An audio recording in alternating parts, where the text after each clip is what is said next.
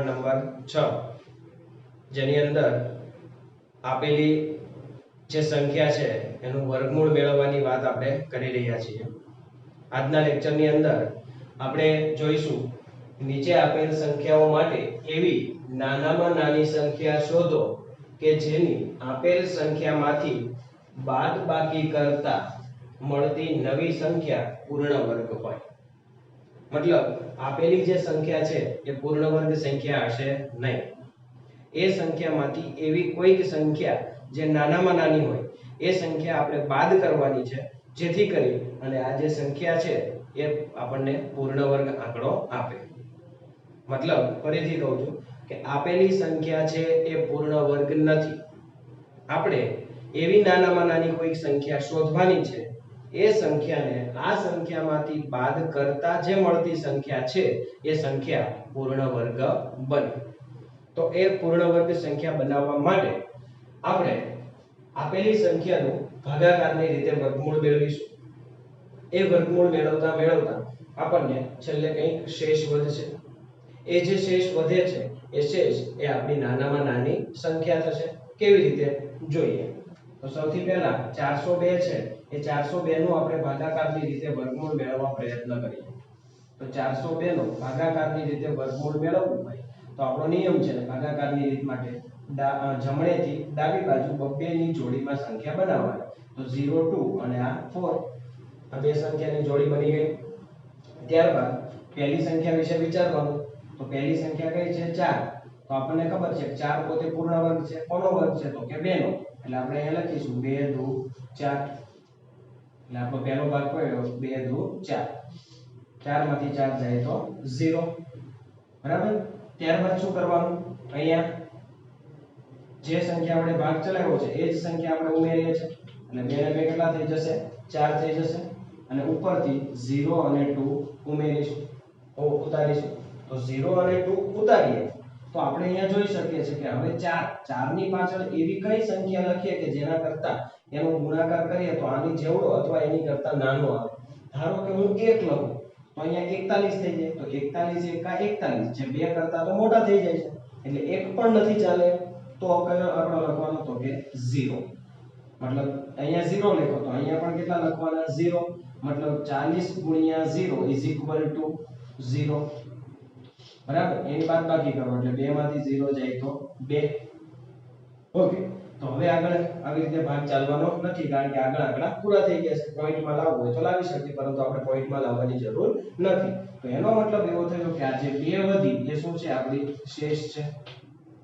અહીંયા 2 એ શેષ વધે છે એનો મતલબ એવો થયો કે આપેલી સંખ્યા 402 માંથી આ જે સંખ્યા 2 છે એને આપણે બાદ કરીએ તો એ જે આંકડો મળશે એ આંકડો કેવો થઈ જશે પૂર્ણ વર્ગ અને એ આંકડો કોનો વર્ગ થશે તો કે આ 20 નો વર્ગ હશે કારણ કે આપણને અહીંયા 20 ઉપર મળે છે એટલે માટે આપણે જવાબમાં લખીશું માટે માંગેલ નાનામાં નાની સંખ્યા કઈ છે તો કે 2 છે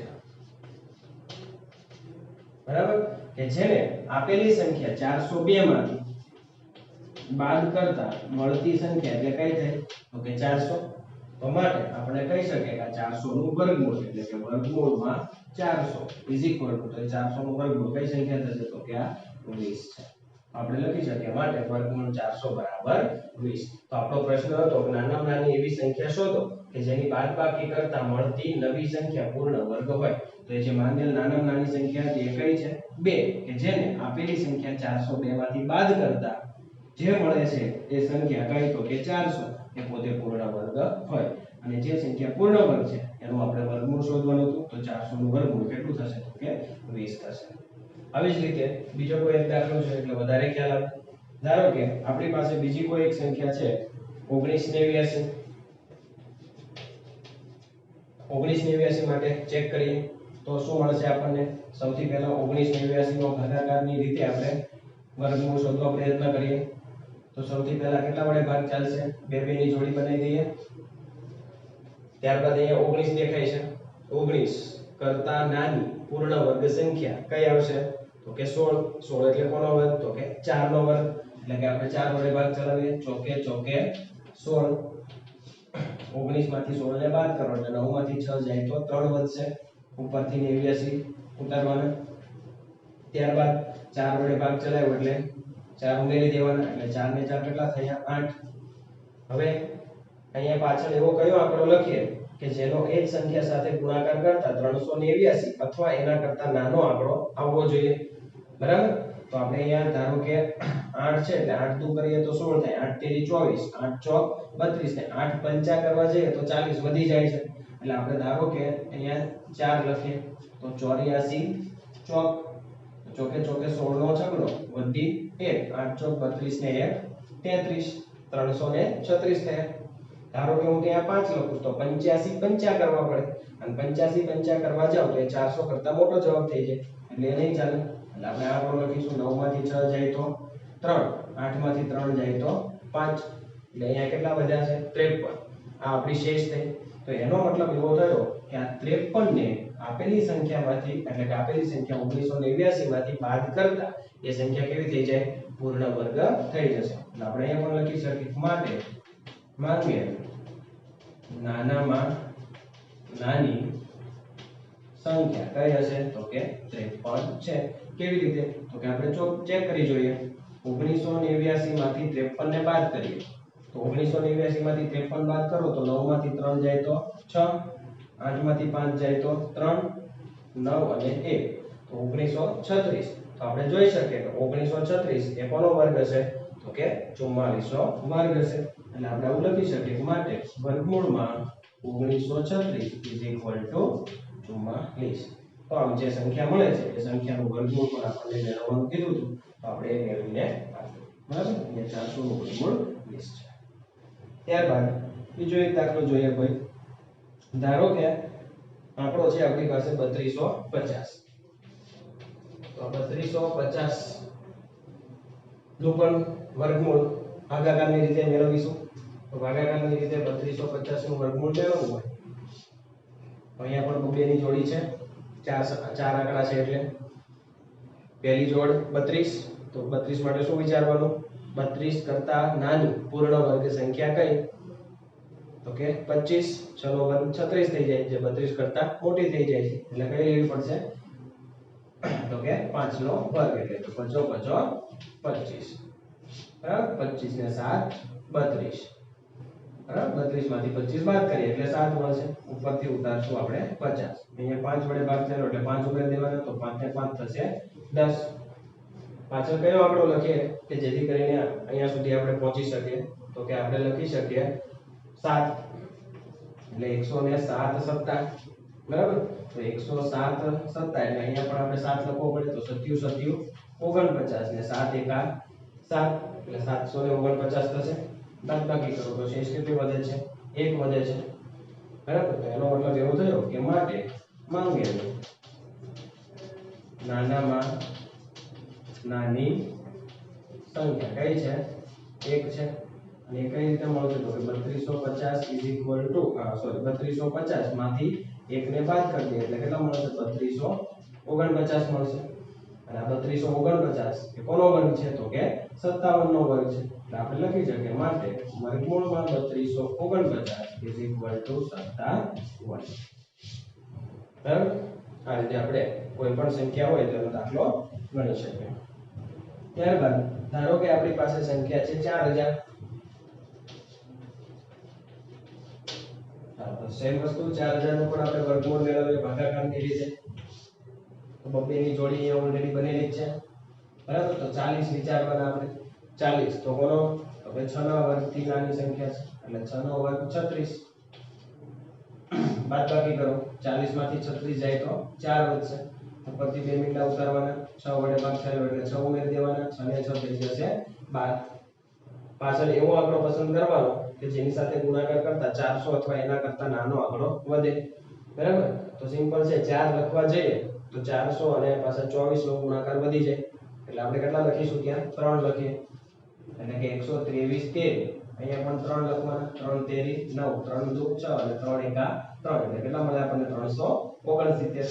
બાદબાકી કરવાનું અહીંયા 3 9 અને 10. 10 માં 9 જાય તો 1, 9 માં 6 જાય તો 3, 3 માં 3 જાય તો 0. મતલબ શેષ કેટલી મળે 31.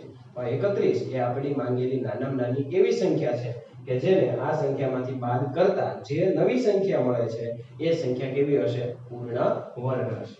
એટલા માટે આપણે લખી શકીએ માંગેલ નાનામાં નાની સંખ્યા કઈ છે? તો કે 31 છે. અને માટે આપણે ચેક કરીએ 4000 માઈનસ 31 કરીએ તો 4000 માંથી 31 બાદ કરો તો 3900 કેટલા વધશે? 69. 3969 એટલે કે 3969. તો માટે આપણે લખી શકીએ વર્ગમૂળમાં 3969 ઇઝ ઇક્વલ ટુ કોનો વર્ગ હશે? તો કે 63 નો વર્ગ હશે. હવે આપણે જોઈએ નીચે આપેલ સંખ્યાઓ માટે એવી નાનામાં નાની સંખ્યા શોધો કે જેનો સરવાળો આપેલી સંખ્યા સાથે કરતા મળતી નવી સંખ્યા પૂર્ણ વર્ગ હોય. તો જે રીતે આપણે બાદબાકીની ક્રિયા કરી એ જ પ્રમાણે અહીંયા સરવાળાની ક્રિયા કરવાની છે. પરંતુ છેલ્લે જવાબ લખવા માટે થોડુંક ડિફરન્ટ છે. અહીંયા કેવી રીતે જોઈએ? ધારો કે આપણી પાસે સંખ્યા છે 525. તો સૌથી પહેલા આપણે 525 નું ભાગાકારની રીતે વર્ગમૂળ મેળવવા પ્રયત્ન કરીએ. બબ્બેની જોડી તો અહીંયા 5 છે એટલે કેટલા વડે ભાગ ચાલશે? 2 વડે એટલે 2 દુ 4. 5 માંથી 4 જાય તો 1 વધશે. 2 અહીંયા ઉપર મૂક્યા એટલે 2 વડે સરવાળો કરીએ તો 2 ને 2 થશે 4. ઉપરથી આવશે 25. ત્યારબાદ અહીંયા પાછળ એવી સંખ્યા મૂકો કે જેનો ગુણાકાર કરતા 125 અથવા એને કરતા નાની સંખ્યા લેવી જોઈએ. ધારો કે હું અહીંયા 3 મૂકું તો 43 તેરી થઈ જાય અને 43 તેરી 3 તેરી 9 ને 3 ચોક 12 એટલે કે 129 થાય. તો 125 કરતા મોટા થઈ જાય એટલે 43 નહીં લખી શકાય તો કેટલા લખાશે? 42. તો અહીંયા પણ બગડો મતલબ 42 દુ તો 2 દુ 4 ને 4 દુ 8 કેટલા વધે છે? 84. બાદબાકી કરીએ તો 5 માંથી 4 જાય તો 1 ને 12 માંથી 8 જાય તો 4. તો અહીંયા શેષ કેટલી વધી? 41 વધી. હવે આપણો પ્રશ્ન એવો છે કે આપેલી સંખ્યામાં એવી કઈ નાનામાં નાની સંખ્યા ઉમેરીએ તો આ સંખ્યા જે નવી સંખ્યા મળે એ પૂર્ણ વર્ગ બને. તો એના માટે હવે શું કરવાનું? તો કે અહીંયા આપણો જે જવાબ આવ્યો કેટલો આવ્યો? 22. મતલબ આ જે સંખ્યા છે એ કેવી છે? 22 ના વર્ગ કરતા મોટી છે. બરાબર? તો આપણે અહીંયા એ સંખ્યા કઈ ઉમેરવાથી જવાબ લાવવો હોય તો આપણે શું કરીશું? 22 પછીની તરફની સંખ્યા એટલે કઈ? તો કે 23. 23 નો વર્ગ કેટલો થાય? તો કે 23 નો વર્ગ આપણે ન મોઢે હોય તો આપણે 23 ગુણ્યા 23 કરીને મેળવવો પડે. પરંતુ 23 નો વર્ગ કેટલો થાય છે? 529. જો આપણે જાણતા હોઈએ તો વાંધો નહીં, ન જાણતા હોય તો 23 ગુણ્યા 23 કરી અને આપણે 529 મેળવવા પડે. હવે જો 23 નો વર્ગ 529 છે માટે આપણે શું કરીશું? આ 529 માંથી આપેલી સંખ્યા 525 બાદ કરી દેવાની. તો 529 માંથી 525 બાદ કરો તો કેટલા મળશે આપણને? 529 માઈનસ 525 એટલે કે 4. તો એનો મતલબ એવો થયો કે આ સંખ્યાને જો આપણે પૂર્ણ વર્ગ બનાવવી હોય તો એની અંદર કેટલા ઉમેરવા પડે? 4. અહીંયા શેષ સાથે કોઈ મતલબ નથી, આ ખાસ ધ્યાન રાખવાનું છે. બાદબાકીમાં શેષ જે વધે છે એને આપણે ડાયરેક્ટ બાદ કરીએ છીએ. બરાબર? જ્યારે ઉમેરવાની વાત હોય ત્યારે શું કરવાનું છે? તો કે અહીંયા જે જવાબ મળે છે 22 એના પછીની તરફની સંખ્યા લેવાની એટલે કઈ? 23. 23 નો વર્ગ 529. એ 529 માંથી આ 525 ને આપણે બાદ કરી દેવાના. તો 525 ને બાદ કરશો એટલે કેટલો જવાબ મળે છે? 4. એટલે આપણે જવાબમાં લખીશું માટે માંગેલ નાનામાં નાની સંખ્યા કઈ છે? 4 છે. કે એ 4 ને આપેલી સંખ્યા 525 માં ઉમેરો. 525 વત્તા 4 કરો તો જવાબ મળશે 529. જે કેવી સંખ્યા છે? પૂર્ણ વર્ગ સંખ્યા છે. અને એ 529 નું વર્ગમૂળ ઇઝ ઇક્વલ ટુ કેટલું થતું હશે? તો કે 23 થતું હશે. બરાબર? તો આ રીતે કોઈ પણ દાખલો હોય આપણે ઉકેલી શકીશું. બીજો કોઈ દાખલો જોઈએ. ધારો કે આપણી પાસે સંખ્યા છે 1750. ચાલો 1750 માં કઈ સંખ્યા ઉમેરવાથી તે પૂર્ણ વર્ગ બને? ચેક કરીએ. તો સૌથી પહેલા 1750 નું વર્ગમૂળ ભાગાકારની રીતે ગણીએ. અહીંયા બે સંખ્યાની જોડ છે. હવે કેટલા વડે ભાગ ચાલશે? તો કે 4 વડે. ચોકે ચોકે 16. 17 માંથી 16 જાય તો 1. ઉપરથી ઉતાર્યા 50. 4 વડે ભાગ ચાલો એટલે 4 ઉમેરી દઈએ. 4 ને 4 8 થઈ જશે. પાછળ એવી સંખ્યા લખો કે જેના સાથે ગુણાકાર કરવાથી 150 કરતા નાનો અંક મળે. તો ધારો કે હું 2 લખું તો 2 સીધું 164 થઈ જાય છે એટલે એક જ લખવો પડશે. એટલે કે 81 બાદ કરો અહીંયા તો અહીંયા વધે 4 ને અહીંયા 10. 10 માંથી 1 જાય તો 9. અહીંયા 0 અને અહીંયા 10, 14 માંથી 6 જાય 8 જાય તો 6 એટલે કેટલા વધ્યા 69 એ શેષ વધે છે બરાબર। તો અહીંયા જવાબ કયો આવ્યો 41। આપણે શું જોવાનું 41 પછીની સંખ્યા કઈ તો કે 42 એટલે આપણે અહીંયા કરવાનો છે 42 નો વર્ગ। તો 42 નો વર્ગ ન આવડતો હોય તો મેં કીધું એમ 42 ગુણ્યા 42 કરી દેવાના 0 4 2 8 ચોકે ચોકે 16 2 2 4 4 2 8 4 8 ને 8 16 નો વધી 1764 મળે છે। તો એ 1764 એ કોનો વર્ગ છે 42 નો। માટે હવે શું કરવાનું તો કે 1764 માંથી આ 1750 ને બાદ કરી દેવાના માઈનસ કરી દેવાના 1750 4 માંથી 0 જાય તો 4 6 માંથી 5 જાય તો 1 ને કેટલા વધે છે તો કે 14 વધે છે। એનો મતલબ એવો થયો કે માટે માંગેલ નાનામાં નાની સંખ્યા કઈ છે તો કે 14 છે કે એ 14 આપેલી સંખ્યામાં તમે ઉમેરો એટલે કે 1750 વત્તા 14 કરો તો કેટલા મળશે 1750 વત્તા 14 કરશો એટલે 1764 મળશે। અને 1764 કેવી સંખ્યા છે પૂર્ણ વર્ગ છે જેનું વર્ગમૂળ 1764 નું વર્ગમૂળ કેટલું નીકળવું જોઈએ તો કે 43 એટલે 1764 કોનો વર્ગ છે 42 નો વર્ગ છે। એવી જ રીતે બીજી કોઈ એક સંખ્યા જોઈએ ધારો કે આપણી પાસે સંખ્યા છે 252। આ સંખ્યામાં એવી કઈ સંખ્યા ઉમેરીએ કે જેથી આપેલી સંખ્યા પૂર્ણ વર્ગ બને એ મેળવવું હોય તો સૌથી પહેલા 252 નું વર્ગમૂળ મેળવવાનો પ્રયત્ન કરીએ બે આંકડા બરાબર। અહીંયા 2 છે એટલે કેટલા વડે ભાગ ચાલશે 1 વડે 1 એકા 1 2 માંથી 1 જાય તો 1 1 વડે ભાગ ચાલે એટલે 1 ઉમેરી દેવાનો 1 ને 1 થઈ જશે 2 ઉપરથી ઉતારવાના 52। હવે 2 ની પાછળ એવો આંકડો લખવાનો જેની સાથે ગુણાકાર કરતા 152 અથવા એના કરતા નાનો અંક આવવો જોઈએ। તો ધારો કે હું અહીંયા 25 મૂકું તો 25 × 125 થાય 26 મૂકું તો 26 6 કરવા પડે 6 36 નો છગડો વધી 3 3 દુ 6 7 8 ને 1 સોરી 3 6 36 6 દુ 12 13 14 ને 15 કેટલા થાય 156 જે 152 કરતા મોટા છે એટલે 6 નહીં મૂકી શકે તો કેટલા મુકાશે તો કે 5 તો 25 5 કેટલા થશે 125 બરાબર પછી બધું 25 નો પાંચડો વધી 2 5 દુ 10 ને 2 12। ત્યારબાદ બાદબાકી કરીએ તો અહીંયા બચશે 4 ને અહીંયા 10 12 માંથી 5 જાય તો 7 4 માંથી 2 જાય તો 2 એટલે કેટલી શેષ વધી તો કે 27 બરાબર। હવે શું કરવાનું અહીંયા કેટલો જવાબ આવ્યો તો કે 15 15 પછીની સંખ્યા કઈ તો કે 16 એટલે આપણને 16 નો વર્ગ કરવાનો તો કે 16 નો વર્ગ કરો તો 16 ગુણ્યા 16 કેટલા થાય 160 ને 60 36 નો છગડો વધી 3 9 6 15 એટલે 256 16 નો વર્ગ કેટલો 256। હવે શું કરીશું આ 256 માંથી આપેલી સંખ્યા 252 ને બાદ કરી દેવાની તો 252 માંથી બાદ કરો એટલે કેટલા વધે તો કે 4। એનો મતલબ એવો થયો કે માટે માંગેલ નાનામાં નાની સંખ્યા કઈ હશે તો કે 4 છે। અને 4 એટલે કેવી સંખ્યા તો કે જેને 252 માં તમે 4 ઉમેરો તો કેટલા થાય 256 અને એનું વર્ગમૂળ કાઢો 256 નું તો કેટલું મળવાનું છે 256 કોનો વર્ગ છે 16। હવે તો આ રીતે કઈ સંખ્યા ઉમેરવાથી આપણને આપેલી સંખ્યા પૂર્ણ વર્ગ બને તે પણ આપણે મેળવી શકીએ છીએ। બીજી કોઈ એક સંખ્યા જોઈએ ધારો કે આપણી પાસે સંખ્યા છે 6412